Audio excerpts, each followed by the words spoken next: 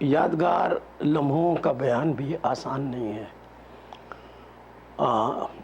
70-80 برس کا سفر اور چند منٹ میں بیان کرنا. میری پیدائش بلوچستان میں ہوئی اور وہاں کی زبانوں میں پشتو اور فارسی کا عمل دخل تھا. البتہ بازاروں میں اور اسکول میں تھوڑی بہت اردو، ہندوستانی ملی جلی زبان بولی جاتی تھی، لیکن بلوچی بھی والد صاحب جانتے تھے، فارسی بھی جانتے تھے. اب ان سب چیزوں کا بیان، اگر میں اہم واقعات کا بیان کروں تو بھی اس کے لیے گھنٹوں چاہیے. اب 2-4 باتیں عرض کرتا ہوں. سب سے پہلے تو یہ کہ میں، جب کہ میرا کیریئر فرسٹ کلاس فرسٹ تھا ہائی اسکول تک، جب 1947 میں پارٹیشن ہوا ہے، تو میں اردو کی طرف کیسے آیا؟ میرے انکانشس میں کوئی چیز ضرور ایسی رہی ہوگی بچپن سے کہ یہ کیا تہذیب عمل ہے، یہ کیا جادو ہے، یہ کیا اسرار ہے. مغلوں کے زمانے میں جب دو تہذیبیں ملتی ہیں، وہ پرانوں میں ایک کتھا آئی ہے کہ سروں اور اسوروں نے مل کر سمندر کو متھا تھا اور اس میں سے امرت نکلا تھا. ہندوستان میں اتنی زبانیں ہیں، 20 زبانیں ہیں، لیکن ان سب کے ساتھ ساتھ ہمیشہ آریاؤں کے زمانے سے ایک انڈر کرنٹ، ایک عوامی زبان کی، جنتا کی زبان کی بھی، جس کو سب جان سکیں، بول سکیں، رہی ہے. جیسے بنگالی بنگال میں بولی جاتی ہے، کشمیری کشمیر میں بولی جاتی ہے، اور تمل ناڈو میں بولی جاتی ہے. تو لیکن ایک زبان ایسی بھی ہے جو سب کو ملاتی ہے، اور سب زبانوں کا اس نے رس چکھا ہے اور اس میں امرت آ گیا ہے. اس کو ہندی کہیں، اردو کہیں، ان سب کو ملا کر ایک دائرہ بنتا ہے جس کو ہندوستانی کہتے ہیں. بچپن سے مجھے اس کی للک تھی، یہ راز جاننے کی کہ وہ کیا چیز ہے جس نے اردو زبان کو ایسا خوبصورت، ایسا دلکش، ایسا دل فریب، ایسا جادو بھرا بنا دیا ہے کہ جب اس میں بات کرتے ہیں تو یہ زبان کمیونیکیٹ کرتی ہے.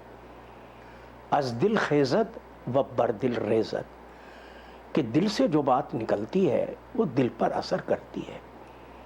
جیسے عمارتوں میں خوبصورتی کے اعتبار سے ایک بڑی عمارت ہے ہندوستان میں، تاریخی عمارتیں، لیکن جو خوبصورتی تاج محل میں ہے وہ اصفہان کی عمارتوں میں بھی نہیں، وہ ایران کی عمارتوں میں بھی نہیں، وہ عرب کی عمارتوں میں بھی نہیں، اور ہندوستان میں اور تاج محل.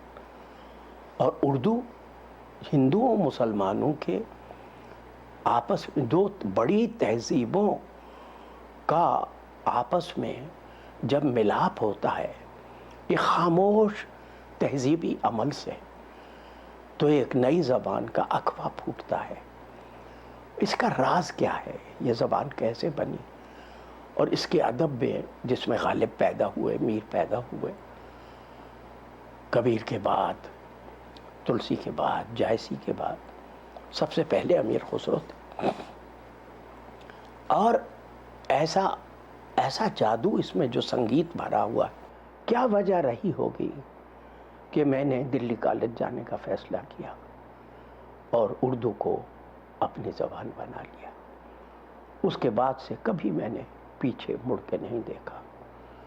82 سالوں میں کچھ نہیں تو میں نے 75 یا 80 کتابیں لکھی ہوں گی. یہ ایک لمبی کہانی ہے. نارنگ صاحب کے ساتھ میں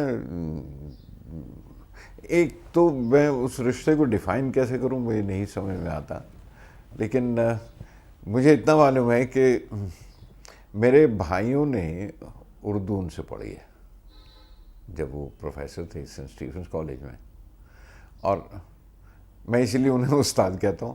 لیکن پرسونیفائڈ ایک اردو کا رشتہ اگر میں دیکھوں تو مجھے لگتا ہے اس شخصیت کے ساتھ میرا وہ رشتہ ہے کہ میں جس طرح سے اردو سے جڑا ہوا ہوں، اردو سے محبت کرتا ہوں، اردو سے رشتہ ہے، اردو میری رگوں میں ہے، اردو میری مادری زبان ہے، وہ سارے رشتے جو ہیں وہ گوپی چند نارک کے ساتھ ملتے ہیں۔ میں بلکہ یہ موقع ہے کہ میں انہیں اپنا شکریہ بھی ادا کر دوں کہ وہ نہ ہوتے تو شاید میں اس حلقے میں، ادیبوں کے اس حلقے میں نہ آ پاتا۔ ساہتیہ اکیڈمی میں ان کی وجہ سے آیا وہاں پہ، اور دوسری زبانوں کے ادیبوں سے ملاقاتیں جن کے میں ٹرانسلیشنز اور ترجمے پڑھتا رہا ہوں، ہمیشہ دوسری زبانوں کے ساتھ جاننے کی کوشش کرتا رہا ہوں کہ کہاں کس زبان میں کیا کیا کام ہو رہا ہے۔ اینڈ آئی تھنک وہ ایک دوسرا دور ہوا میری تعلیم کا جس کی وجہ نارنگ صاحب تھے۔ وہ صرف کرٹک نہیں ہیں، مطلب ان کا کسی ایک لیول پہ وہ جو جائزہ لینا ایک ادب کا، پوری رائٹنگ کا جائزہ لینا کسی بھی زبان میں، وہ نارنگ صاحب کا حق بنتا ہے اور انہی کا حصہ ہے۔ وہ کسی دوسرے محقق میں یا دوسرے کسی کرٹک میں یا انٹلیکچوئل میں یا دانشور جنہوں نے کام کیے ہیں، وہ اس دور میں دوسرا کسی کے ہاں نظر نہیں آیا۔ اردو کو بھی اگر دیکھا تو صرف اردو زبان پہ نہیں ہے، وہ ہندی بھی جانتے ہیں، ہندی کا بھی جانتے ہیں، وہ انگریزی میں کیا لکھا جا رہا ہے وہ بھی جانتے ہیں، اور صرف ہندوستان کا نہیں، ہندوستان کے باہر کیا کام ہو رہا ہے وہ بھی جانتے ہیں۔ یہ بہت بڑی شخصیت ہے ادب کی اور لٹریچر کی جو گوپی چند نارنگ میں نظر آتی ہے۔ کیریئر کا آغاز تو سینٹ اسٹیونز میں ہوا تھا 1957 میں، لیو ویکینسی میں۔ 58 میں نے پنڈت نہرو کو 87 ممبر پارلیمنٹس کے دستخط کروا کے ایک میمورنڈم دیا کہ دہلی یونیورسٹی میں اردو ڈپارٹمنٹ الگ سے قائم ہونا چاہیے۔ اردو نہ فارسی عربی کی غلام ہے اور نہ سنسکرت کی ادھین ہے۔ ان سب کے اثرات اردو نے ضرور لیے ہیں، لیکن اردو ایک آزاد اور خود مختار زبان ہے۔ پنڈت جی خود آئے دہلی یونیورسٹی میں اور شعبہ قائم ہوا۔ یہ وہ زمانہ ہے 62-63 جب میں اپنا ڈاکٹریٹ کا کام کر چکا تھا، اور وہ کام بھی عجیب و غریب 400 سال پر پھیلا ہوا۔ اردو شاعری، the cultural study of Urdu poetry, Muhammad Quli Qutb Shah to Faiz Ahmad Faiz and Firaq Gorakhpuri. میں نے سارا اسلام پڑھا، سارا تصوف پڑھا، ہندوستانی فکر و فلسفہ پڑھا، ویدانت پڑھا، سانکھیہ پڑھا، یوگ پڑھا، اور میں نے بدھسٹ تھاٹ کو پڑھا، وحدت الوجود کو پڑھا، تصوف کو پڑھا، بھکتی شاعروں کو پڑھا، تہذیب کو سمجھنے کی کوشش کی۔ اس زمانے مجھے، جب میں پی ایچ ڈی کر چکا، میری زندگی کا ایک سنگ میل وسکانسن جانے کا فیصلہ کرنا ہے۔ میں نے 5 برس وسکانسن میں گزارے۔ یہاں میں نے آ کے اس کو سنوارا، نکھارا، اور خوب میں نے اسٹرکچرل لنگوسٹکس میں ایک سے ایک میں کلاسوں میں بھی بیٹھا، آڈٹ کیا، میں نے پڑھا بھی، اور میں نے کتابیں بھی بنائی، ریڈنگز ان لٹریری اردو پروز۔ اس کے ساتھ میں نے ان 2 کتابوں کے ساتھ اس کا ہندی کا ایڈیشن بھی، لیٹس لرن اردو کے نام سے 4 کتابیں بنائیں، رومن میں بھی اور ناگری کے ذریعے اردو پڑھنے والوں کے لیے ہندی میں بھی۔ تو 4 اور 2 6، اور اس کے ساتھ ساتھ وہ کام جو میں نے اپنی ڈاکٹریٹ کے لیے کیا تھا۔ اب مجھے موقع ملا 15-20 برسوں کے بعد، از سر نو میں نے 3 کتابوں کا سیٹ شائع کیا۔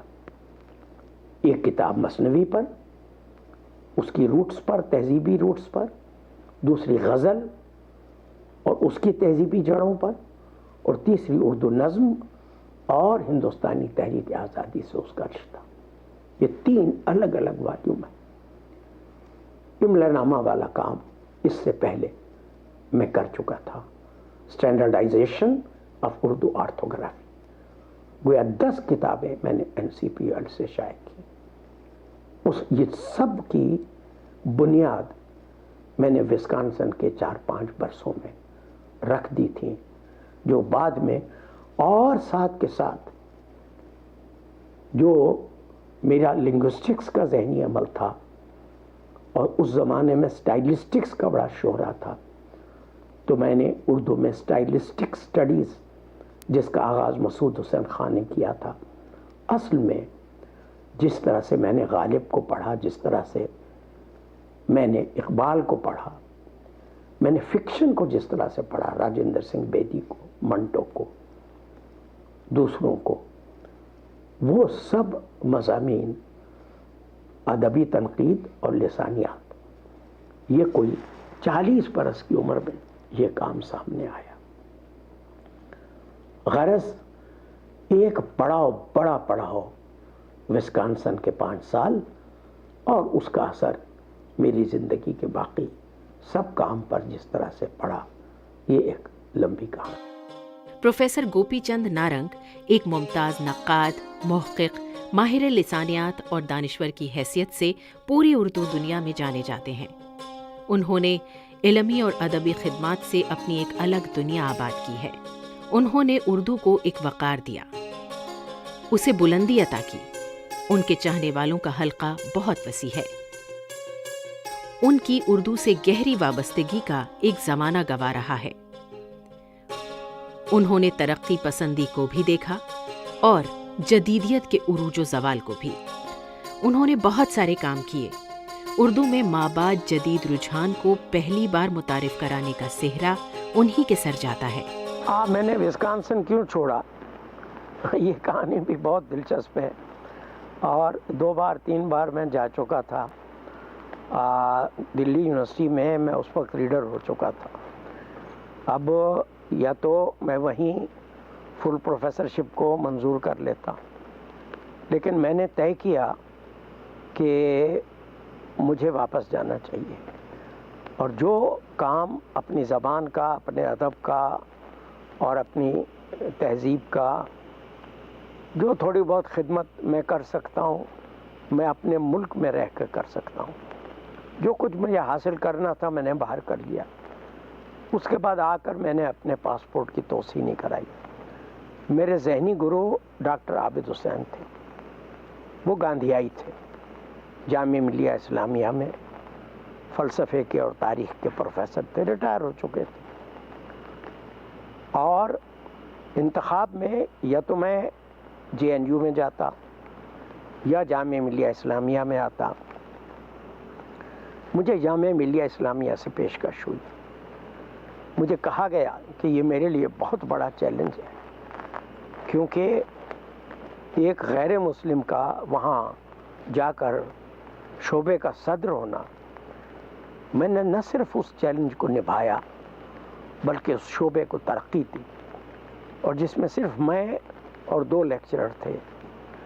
जब मैंने उस शोबे को छोड़ा है तो उसमें 14, 15, 16 उस्ताद और स्कॉलर्स और फैकल्टी की एक बहुत बड़ी तादाद थी, और मैंने अपनी ज़िंदगी का बेहतरीन वक्त या तो विस्कॉन्सिन में गुजारा है या फिर जामिया मिलिया इस्लामिया में। नारंग साहब ने उर्दू के तहज़ीबी इम्तियाज़ और इनफराद के भेद भरे संगीत को जिस तरह से समझने की कोशिश की है, और जिस तरह से उसकी छान फटक की है, उसकी इफ़ाम तफ़हीम की है, मैं समझता हूँ कि हाल ही के बाद नारंग साहब की ही एक शख्सियत ऐसी है, बहैसियत नक्काद, वो दूसरा कोई नज़र नहीं आता। यानी गोपीचंद नारंग साहब के हवाले से मैं ये कहता हूँ कि अदब में तेरे मुकाबिल किसी में क्या दम है, तू कोहे नूर के ज़र्रों में जुज़्व आज़म है, वफ़ा शियार कुशादा नज़र सुखन परवर, कि तेरी जितनी भी तारीफ़ कीजिए कम है। गोपीचंद नारंग साहब की शख्सियत और उनके कारनामे, उनकी जो खिदमात हैं उर्दू के हवाले से, वो हमेशा याद रखी जाएंगी। उन्होंने 70 سے زائد کتابیں تخلیق کی ہیں، اور بنیادی طور پر جو ان کا کام ہے ہندوستانی قصوں سے ماخوذ اردو مثنویاں، اردو غزل اور ہندوستانی ذہن و تہذیب، تحریک آزادی اور اردو شاعری کے حوالے سے جو انہوں نے کام کیا ہے وہ بہت بنیادی کام ہے ان کا۔ ساختیات، پاس ساختیات، جدید ادبی تھیوری، مابعد جدیدیت کے حوالے سے ان کا جو کام ہے وہ جگ ظاہر ہے، سب جانتے ہیں ان کو۔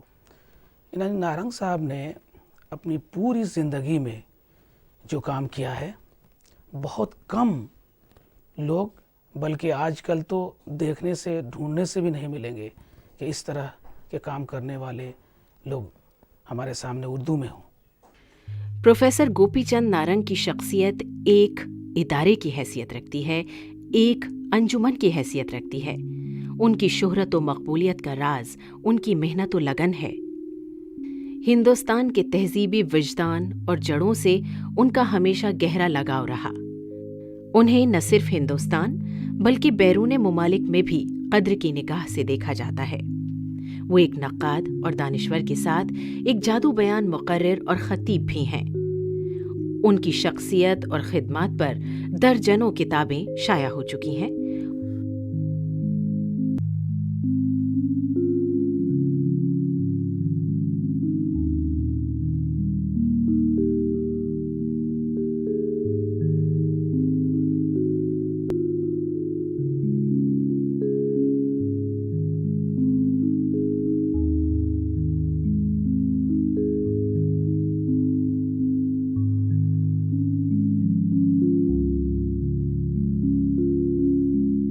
نارنگ صاحب سے میرا تعلق سن 1960 سے ہے، جب میں نے دہلی یونیورسٹی کا شعبہ اردو جوائن کیا۔ خواجہ احمد فاروقی صاحب نے بنیاد ڈالی تھی شعبے کی، اور اس وقت صرف 2 ہی 3 لوگ تھے۔ ظہیر احمد صدیقی صاحب تھے، قمر رئیس تھے، گوپی چند نارنگ تھے، اور میں نے جوائن کیا تھا۔ پھر نارنگ صاحب خود اپنے طور پر اردو ادب کی دنیا میں دھیرے دھیرے انہوں نے اپنے قدم جس طرح جمائے، وہ غیر معمولی بات تھی۔ یعنی انہوں نے ابتدا تو ایک ٹیچر کی حیثیت سے جیسے سب کرتے ہیں کہ انہوں نے ساتھ ہی ساتھ انہوں نے لنگوسٹکس سے دلچسپی ذرا زیادہ دکھائی اور لنگوسٹکس میں کام کیا۔ دلی کی کرخنداری ڈائلیکٹ کے اوپر چھوٹا سا کتابچہ لکھا، اور بھی لنگوسٹکس کے میدان میں انہوں نے تحقیق کی، اور اس کے علاوہ داستانوں پر اور مثنویوں پر اور فکشن پہ بڑا کام کیا۔ تحقیقی کام پھر انہوں نے فکشن پر زیادہ کیا۔ اس کے ساتھ ساتھ اپنی تصنیف، اپنی تحریر اور اپنے کاموں کی طرف توجہ دینا بھی انہوں نے ہمیشہ جاری رکھا، اور اس میں انہوں نے شاید ہی کوئی لمحہ ضائع کیا ہو۔ دنیا کے جس کونے میں بھی گئے، اور انہوں نے سفر بہت کیے، تقریباً ہر سال وہ ہندوستان سے باہر جاتے رہے، اور اس سفر کے دوران انہوں نے بہت کچھ لکھا، بہت کچھ لوگ دوسروں سے سیکھا، بہت کچھ دیا، اور سکھایا بھی باہر کے لوگوں کو اردو سکھانے کے سلسلے میں انہوں نے کتابیں لکھی، جن میں باہر کے لوگوں سے کولیبریشن بھی ان کا ہوا، جو آج بھی استعمال ہو رہی ہیں۔ تو اس طرح سے نارنگ صاحب کا جو شوق تھا وہ دھیرے دھیرے بڑھتا گیا، اس کے ڈائمینشنز بڑھتے گئے، اور ان کی کتابوں کی تعداد بھی بڑھتی چلی گئی۔ انہوں نے تصنیف کا یعنی کام کیا، پھر ایڈیٹنگ کا بھی کام کیا، ترجموں کا بھی کام کیا، اور پھر آرگنائزیشنز بنائیں، انجمنیں بنائیں۔ حال میں انہوں نے غالب پر ایک کتاب لکھی، اور جو اس اعتبار سے بہت اہم ہے کہ غالب پہ کام تو بہت ہوا ہے، لیکن اس میں انہوں نے کچھ کوشش کی ہے کہ بالکل نئے زاویے سے غالب کو دیکھیں۔ میں نے 15 برس کی عمر سے غالب کے کلام کا تجزیہ کیا ہے، اور آخر تک یعنی 72 برس کی عمر تک ان کے کلام کو دیکھا اور پرکھا ہے، اور ایک نئی ریڈنگ پیش کر کے غالب کے متن کی طرفیں جس طرح سے کھلی ہوئی ہیں اور جس طرح سے اس کی جڑیں، اس کی سوچ کی، اس کی دقیقہ رسی کی اور اس کی خیال بندی کی اور معنی آفرینی کی ہندوستان کی مٹی میں پیوست ہے۔ میری جو کتاب چھپی ابھی غالب پر، اس کے ذیلی عنوان 4 ہیں۔ معنی آفرینی، یعنی غالب معنی کو نکھارتے کیسے ہیں، سنوارتے کیسے ہیں، اس میں حسن کاری کیسے کرتے ہیں، معنی کی خیال بندی، فلسفہ، فکر و فلسفہ، سوچنے کا عمل۔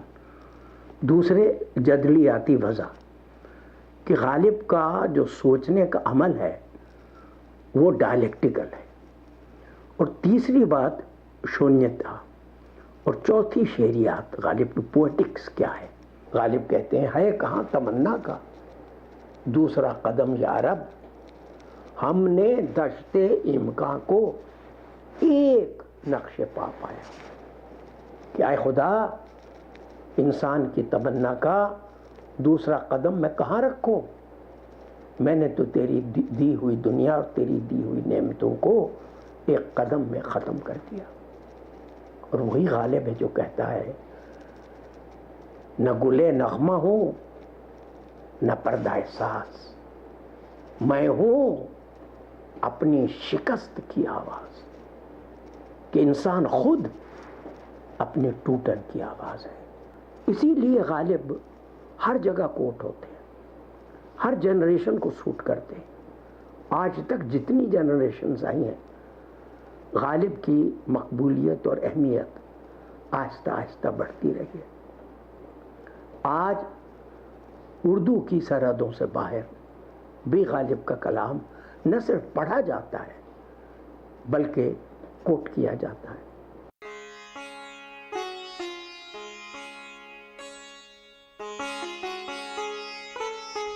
گوپی چند نارنگ کو علمی اور ادبی خدمات کے اعتراف میں مختلف اعزازات و انعامات سے نوازا جا چکا ہے۔ علی گڑھ مسلم یونیورسٹی، حیدرآباد سینٹرل یونیورسٹی اور مولانا آزاد یونیورسٹی کی جانب سے ڈی لٹ کی اعزازی ڈگری سے بھی سرفراز کیا جا چکا ہے۔ انہیں ساہتیہ اکیڈمی ایوارڈ، عالمی فروغ اردو ادب ایوارڈ، مورتی دیوی ایوارڈ اور کسمانجلی ایوارڈ بھی مل چکے ہیں۔ وہ ساہتیہ اکیڈمی کے فیلو بھی ہیں۔ ان کا قلم آج بھی رواں دواں ہے۔ تیرا انداز سخن شانہ زلف الہام، تیری رفتار قلم جنبش بال جبرائیل۔